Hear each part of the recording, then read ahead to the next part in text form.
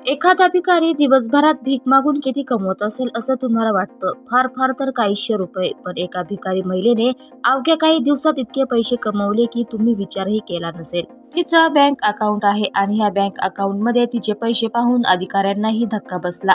पंतप्रधान नरेंद्र मोदींनी भीकमुक्त भारत अभियान सुरू केलं आहे. याच पार्श्वभूमीवर इंदूरच्या जिल्हाधिकाऱ्यांनी इंदूरमध्ये ही मोहीम सुरू केली आहे. इंदूर भिकारीमुक्त करण्यासाठी पथक तयार करण्यात आले आहे. ही पथकं प्रमुख चौकात आणि मंदिरामध्ये तैनात आहे. याच मोहिमेअंतर्गत 7 फेब्रुवारीला एका महिलेला पकडण्यात आलं. आपल्या मुलीसोबत ती भीक मागत होती. इंदिरा असं ह्या महिलेचे नाव आहे. ही महिला मूळची राजस्थानमधील कलामंदा गावातील आहे. मध्य प्रदेशामध्ये इंदूरच्या लवकुश चौकात तिला मुलीसह भीक मागताना पकडण्यात आलं. तिला एकूण 5 मुलं आहे. 2 मुलं राजस्थानमध्ये आहे तर इंदूरमध्ये ती आपला नवरा आणि 3 मुलांसह भीक मागते. जवळपास 8 वर्षापासून ती भीक मागत आहेत. तिने भीक मागून स्वतः जमवलेले पैसे तिच्याकडे आहेत. पतीची कमाई पतीकडे आणि मुलांची मुलांकडे.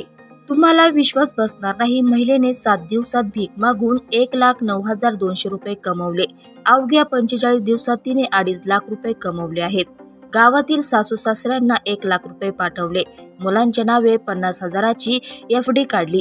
खात्यात 50,000 रुपये ट्रान्सफर केले आणि खर्चासाठी 50,000 रुपये ठेवले. धक्कादायक म्हणजे तिच्याकडे स्मार्टफोन आहे आणि तिच्या नावावर बाईकही आहे. तिच्या नावावर लायसनही आहे, पण बाईक कशी चालवायची हे तिला माहीत नाही. त्यामुळे तिला परवाना कसा मिळाला हा प्रश्न आहे.